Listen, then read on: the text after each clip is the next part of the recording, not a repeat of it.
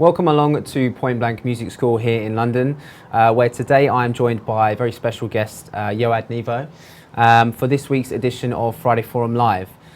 So for you guys that haven't tuned in before, Friday Forum is your chance to get a bit of an insight into the work of industry professionals like Yoad, and to also ask any questions that you have. Get involved. The chat room is open, so anything you do want to know, you want to ask, just post in there, and I'll try and get all the questions across.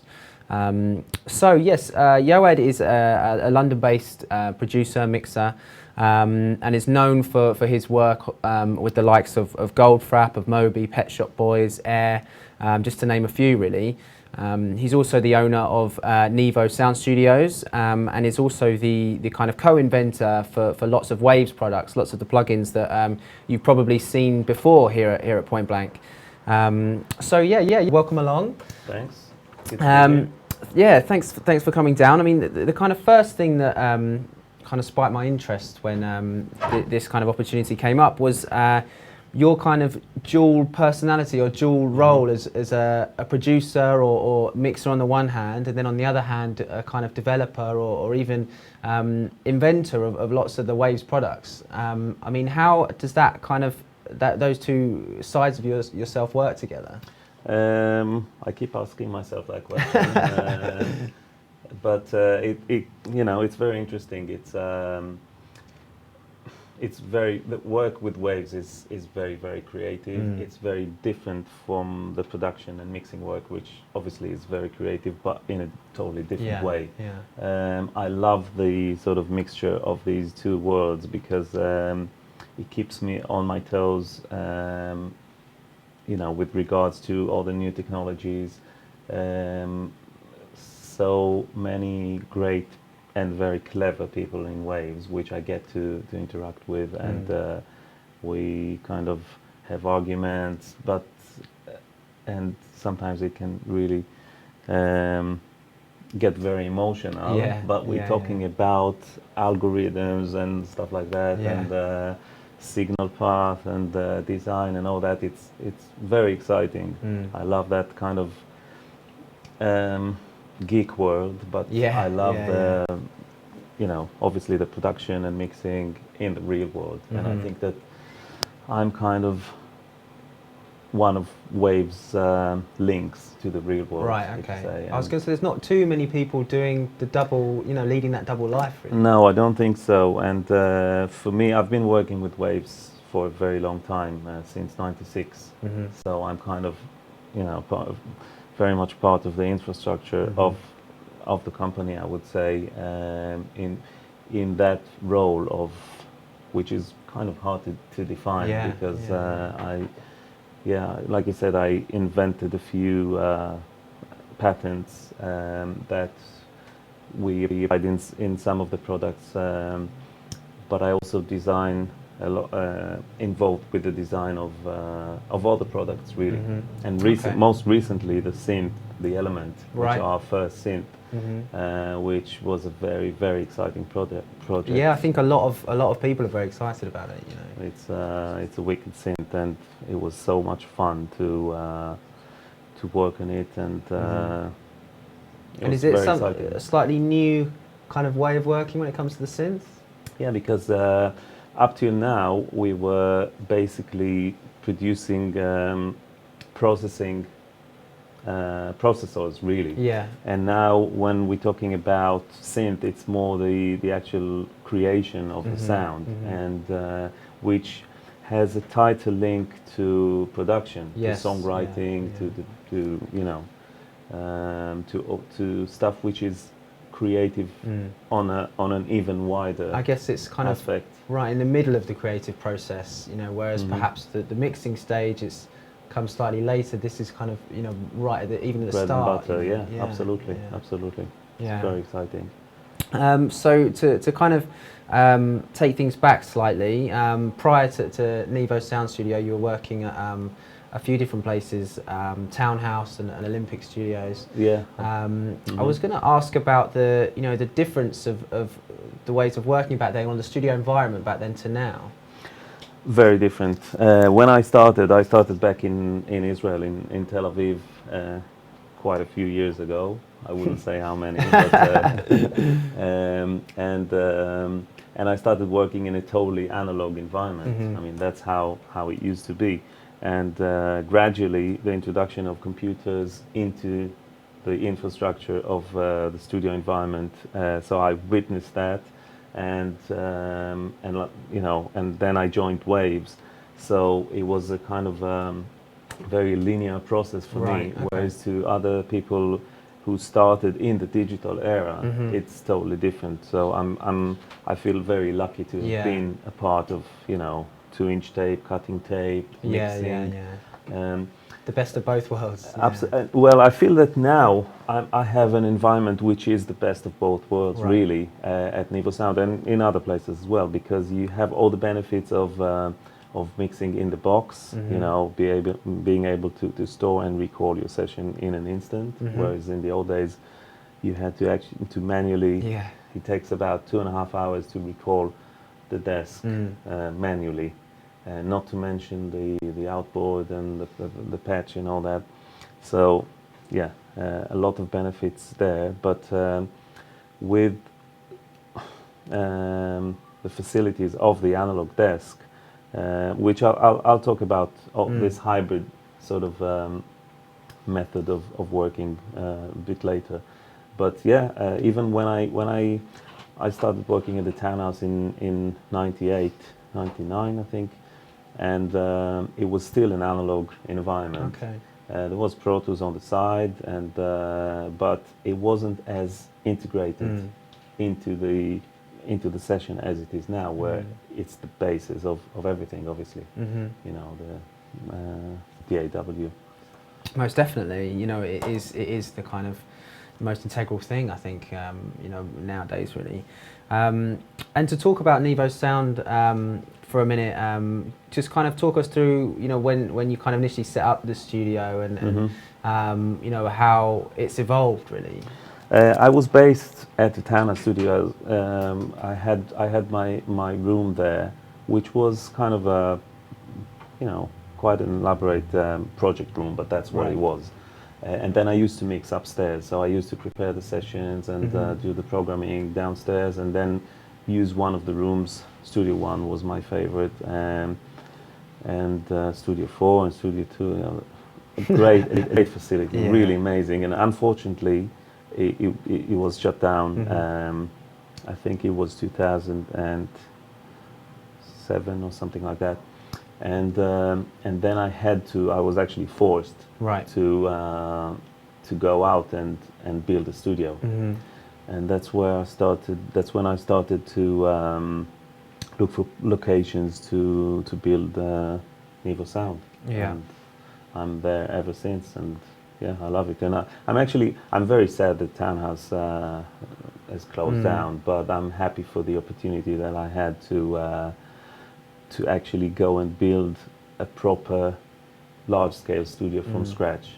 The way you want as well, I guess. Absolutely. And it's a, you know, after having worked in big studios, big commercial studio for so many years, the way I designed Nevo Sound is slightly different in the sense that everything is connected all the time.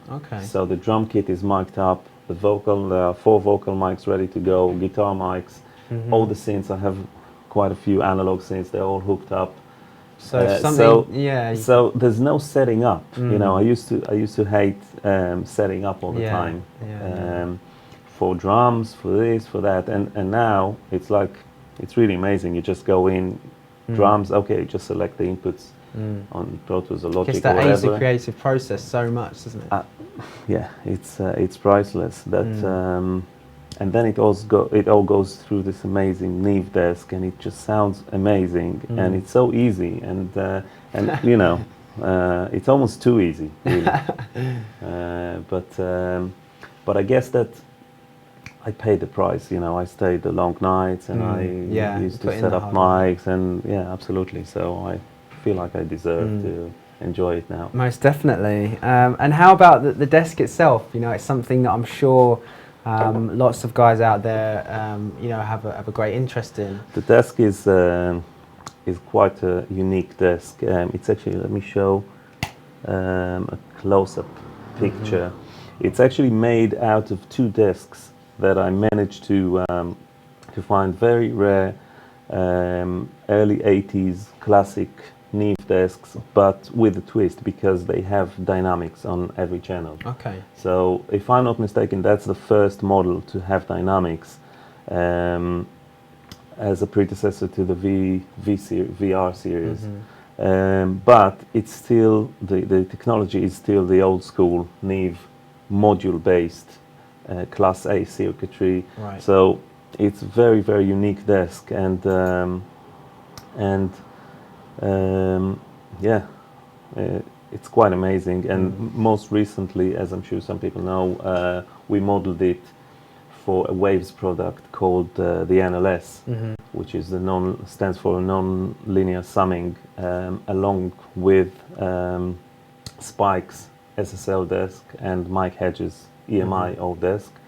So it was very exciting as well to really capture the sonic sort of properties of. And that must be quite a tough job, I guess. It is because we also on each desk we modeled 32 individual channels rather than just one channel that is span across all your mix. So when you and I'll show that a bit later as well. When you put it on across your mix or your channels, you have 32 different Neve channels, which sound totally different to just one that is just span across all the channels. And then after the first 32, it starts again. So if you have like 90 faders, then it's almost 3 times. Yeah. You know, it's absolutely amazing, and it captures the essence of the desk in mix pretty well, I would say. Obviously, you can't model the mic amps for recording, unfortunately, yet. But still, it makes a lot of difference when you mix in the box to have something like that sitting on your channels. You know, just gives it that. I mean, there is definitely a kind of an almost mythical sort of thing with Waves. You know, everybody, you know, kind of really looks to it as being such a kind of a product at the top of its game, really. I think it's, you know, it's something that we actively, you know, we have a mastering course here at Point Blank. It's the, you know, the products that we use. All of the guys, JC and everybody, you know, constantly praises them. I mean, can you talk us through some of the specific work you've done with them? Yeah, I mean, well, you mentioned mastering, and I was very much involved with the Masters bundle and the L3, the L16, and it's, I just can't describe how interesting and exciting it is to be involved with such a project, because it's you know, when you mix, that you're very aware of the tiny details, and you tweak this and you tweak that, and you go home and think about it and listen to it and all that, and it's a very similar process when you make a Waves product. There's a lot of attention to details, sometimes to a sickening point. It's like sometimes it's too much, but we just have to do that because it's the best products, and they have to be like that. And that's, I think that's a lot of the difference. That makes a lot of difference when you. Yeah, most definitely. Yeah. I was also going to ask, you know, kind of perhaps for some of the guys who maybe aren't Point Blank students, who aren't aware, you know, Waves in itself. Could you talk about, you know, the kind of the background with Waves, and perhaps how the plugins, how the tools are used in the creative process for those that don't know? The range is basically, the range covers everything now, including synthesizers as well. Of course, recently. So I guess it covers every aspect of mixing and production, from EQ and compressors to, you know, other dynamics like processors like gates and DSs transient enhancers and all that, to reverbs and delays and other effects, modulation effects, a very extensive guitar processing unit, the GTR, which models tons of amps and pedals. We use some of my old pedals to model, which was fun. Yeah. Pedals I had since I was like 14 or something like that. Okay. Getting the dust off. Yeah. So yeah, it was. Yeah.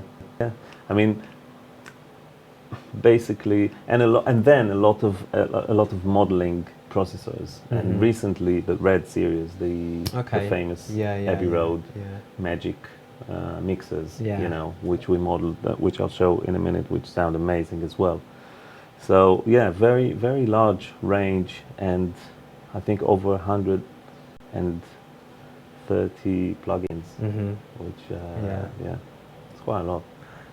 So yeah, I mean, it's well worth a look out for the guys that don't know. Also, to kind of talk about you know, your life as a producer for a little bit. You know, as I mentioned in the intro about, you know, you've worked with some amazing artists and been involved in a number of incredible projects. Absolutely. Are there any things that really stand out for you? You know, projects over the years. You know, I've been asked that. Not that it's not a good question. Yeah. Thank you. But I never know what to say, because every project is so different and so unique, and the people involved are so special, and that it's really hard. Obviously, I have different types of memories from each session, each record, but I just love it. You know, after all these years, I still love it. It excites me every time. Every project is, you know, a whole universe basically, and sometimes you have to forget everything you know and start like thinking fresh about everything, and it's really exciting. I guess that is, you know, the kind of desirability of the work that you do is kind of, you know, not being boxed in. You know, when you approach a project, you can look at it from a totally different angle, you know, from the last one, and kind of start. You have to. Otherwise, you know, you're just kind of recreating your own sound, and then as a producer, and even as a mixer, it's not really that good, because then you just get left out after a while. So you have to keep reinventing yourself, and I think that.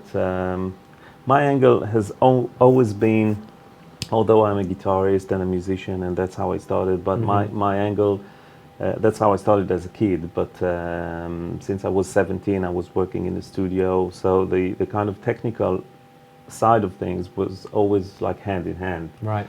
And this is my reference point. I can say, you know, the engineering, that kind of going deep into something. So that's my perspective on it, and I think that the work with Waves also sheds a different light on my, it's kind of hard to explain, but on my production skills or point of view. Okay, cool. So how about you kind of take us through and let me show some. I have a song here by Yoni, who works from Waves, who was good enough to let us use his track. It's just that, you know, there's nothing on, no plugins, nothing, just a very basic balance. And what I want to, let's start even without the vocal, just a basic track, just to what I've done.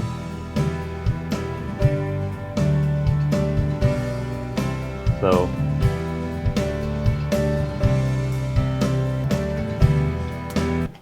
what I've done is I prepared earlier a trigger from the kick drum, which triggers the element.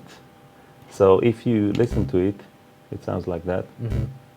Not very attractive, but what we are going to do is to just load in a kick, not sample obviously, but setup. Yep. Because, so this is actually It's very subtle, but we can add some noise to it.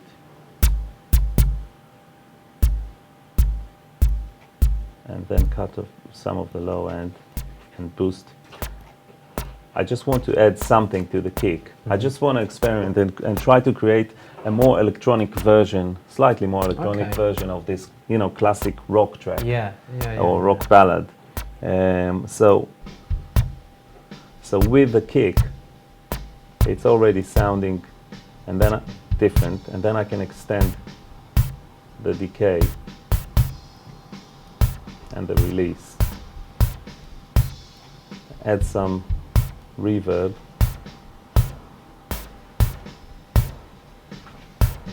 And I can try to do the same thing for the snare. So if I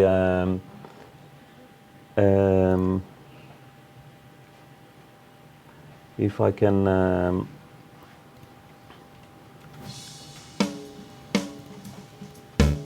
so again, same thing here. It's just an oscillator. So let's start from scratch on this one, not even a preset. So I'm just gonna turn off the oscillator and start with noise. So that's a very basic noise, which I'm gonna filter and shape using the envelope filter. Add some resonance and some release.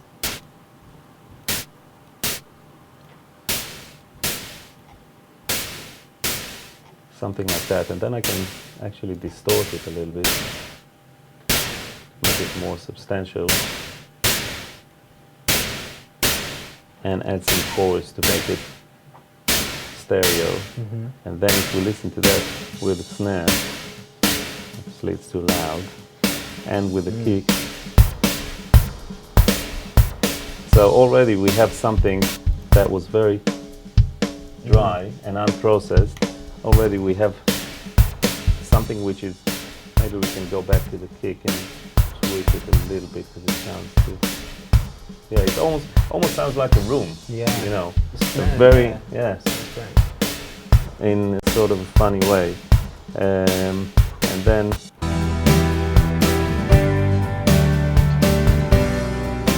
then to shape it further, I can dial in a compressor. Let's go for the H.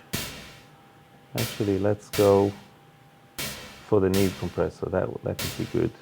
The V comp. Yeah. So now we can shape it to make it a little bit more punchy and to blend better.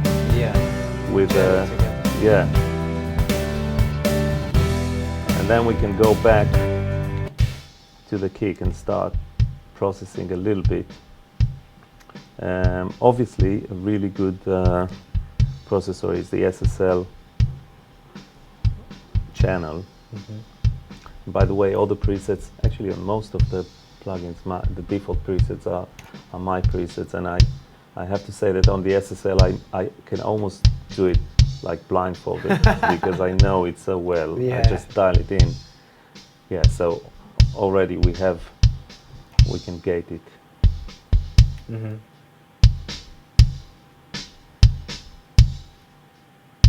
To just give it that, you know, to clean it up and give it that pointy knock. And then since I'm using it with the synth, let's just solo them together and try to make this a part of the kick drum. I think at this point will be a good time to show a little bit of the red. So many plugins, it's sometimes hard to find. Okay, the Red 17, it looks amazing and it sounds amazing, obviously, but the drive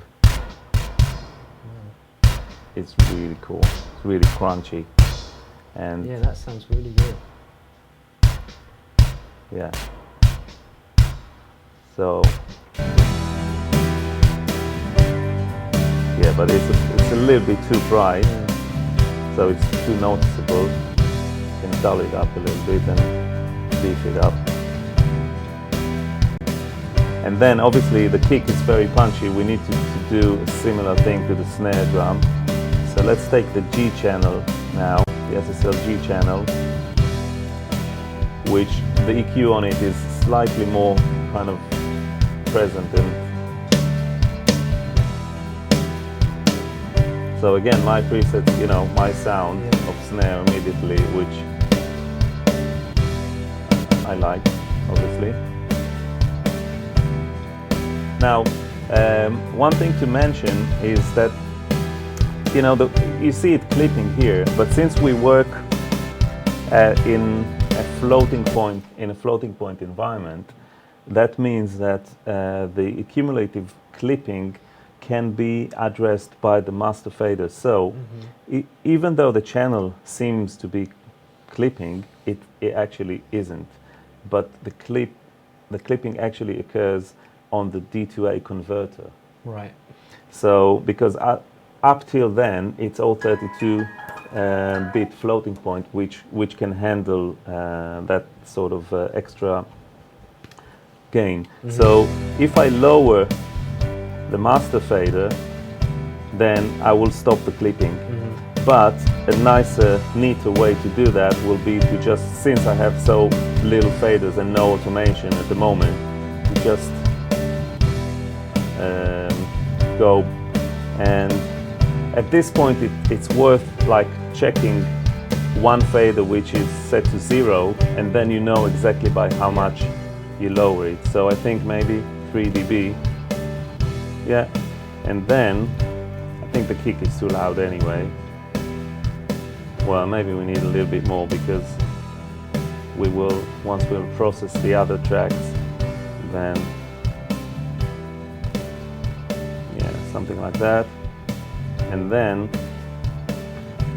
I think the element adds a lot, and it's not a sample, you know, it's actually a live synth that responds to the velocity in a kind of a natural way. It's not, that overly done electronic feel. It gels really well with, it blends really well with the actual drumming. We need to process the overheads a little bit. What I like to do with overheads is to distort them sometimes, and maybe we can use the CLA2A for that.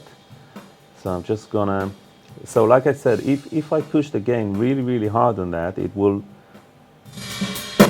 get overloaded.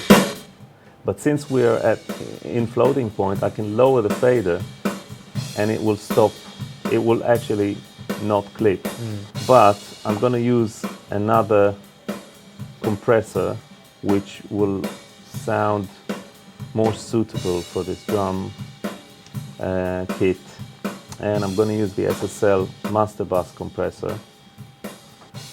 And now you see, since it's totally clipping, you see that it's like steady state compression, and then I can lower the level, so I can bring the fader to a sort of a more reasonable position.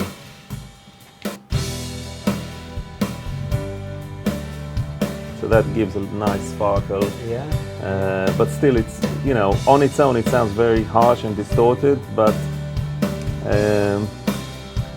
I see that it's a little bit hard to control those clips, so I'm just going to throw an L2 on it, and all it does is it just stops everything at 0.2 dB, so it won't clip, and it's not doing much at all, as you can see.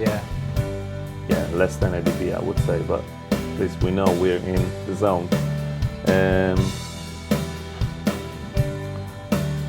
Yeah, obviously we don't have enough time to do a proper mix, but I'm just going to go very quickly. And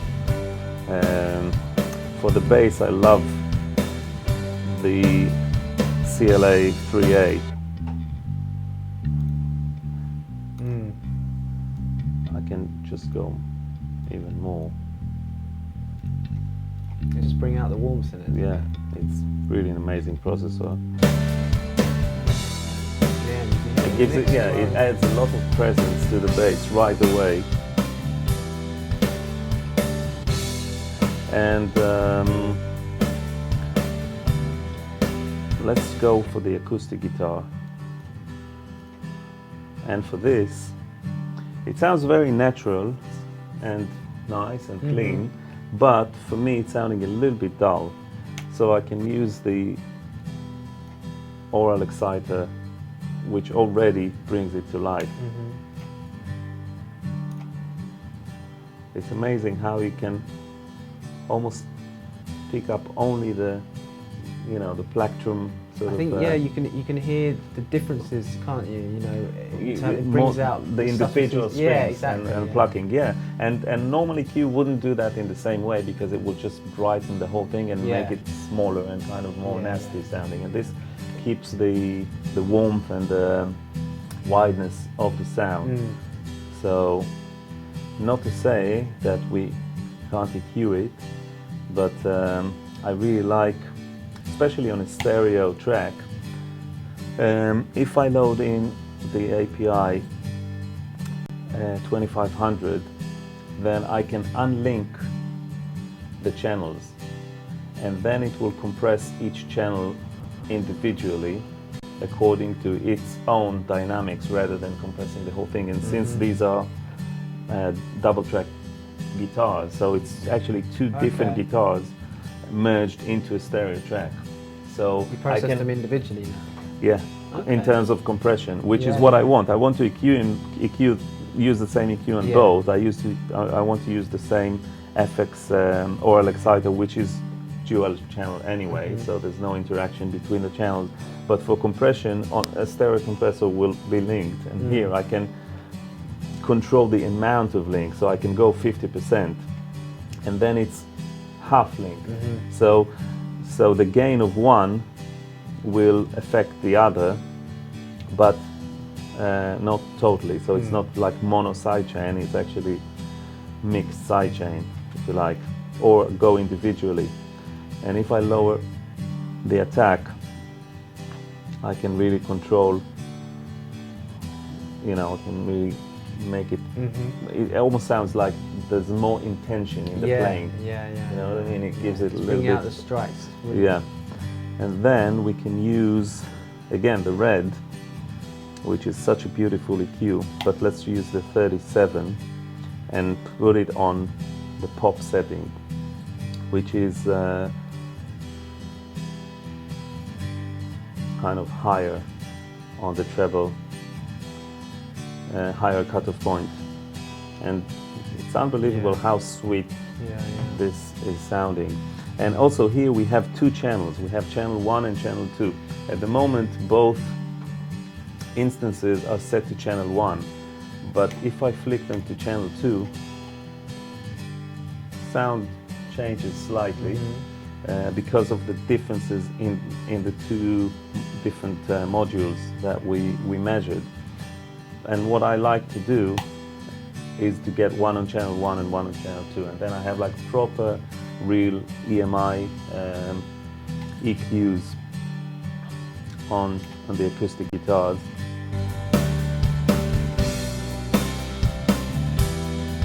Yeah, so already we're starting to get a nice picture. And then we can move on to the piano, which I can use the SSL compressor again on. The SSL channel rather, and I really like to compress the hell out of my pianos, especially when playing like rhythm parts like that. And the nice thing about this compressor is the attack, because you can have either a short attack, a fast attack, or a long. So here you actually murder all the attacks, which can be good if you then lower the threshold a little bit. But then it takes away some of the brightness of the actual hammers, so you need to compensate for that. And then we can go maybe for 7K. So this is like a very heavily processed piano, but I think maybe on its own it sounds like too compressed or too processed, but in the mix, also given the other work you've just done, it kind of maybe it fits together. yeah, I think it blends nicely with the acoustic guitar. Yeah, and we have this electric guitar, which we can. I don't know how much time we have, so just We've got a little bit more time. I mean, yeah, free to this stop to me me at any sounds moment. fairly dull at the moment. Doesn't Yeah. it? So what I can do here is to grab the guitar amp. Obviously, this guitar was recorded through an amp, Yeah. so having two amps will be too much. But what I can do is I can get rid of the cabinet and just apply the amp without the cabinet. So it's totally bright and unnatural sounding. But if I lower the drive, actually let's go for the direct amp model, but that already gives it the bite that we want. Quite, it's got some sort of gritty texture as well. Yeah, and it's very responsive. The GTR amp is very responsive, so the louder your input, obviously the more kind of distorted it will be. So I'm going to just use, let's go for a soft sounding compressor. It's not that soft actually, but it's very nice nevertheless. Just to bring the level down and to kind of stop it from reaching that nasty distortion. And then it's more controlled as well. Now we can hear that we have some residual sort of high frequencies that we can try to get rid of, and I'm going to use the linear phase EQ. And what that does, it will retain the phase response, so it will not make it. So basically, if I tweak the high end range, it will not affect any other range as much as a normal EQ, as a minimum phase EQ. So I can freely kind of just filter it to make it a little bit more smooth, and then compensate somewhere around here, and that makes it kind of nice and tight, and again blend together with the rest of the instruments, which is really what it's all about. Yeah, you can really hear it. Yeah. One more thing I like doing on guitars like that is using some sidechain compression triggered from the kick and snare.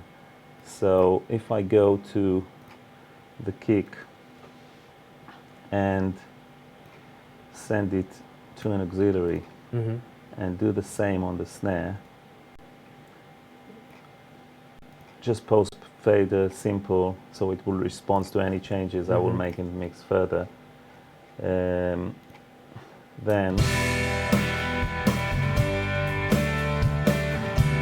so now it leaves room. Obviously it's too much, but it leaves room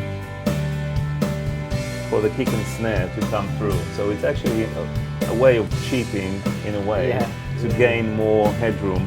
But also it just sounds nice. It sounds tight and kind of, you know, it makes it drives everything the like, track, doesn't it? Yeah.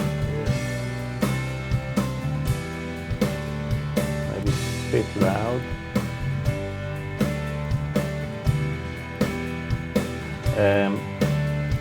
So I'll stop with that and then switch to the NLS for a minute.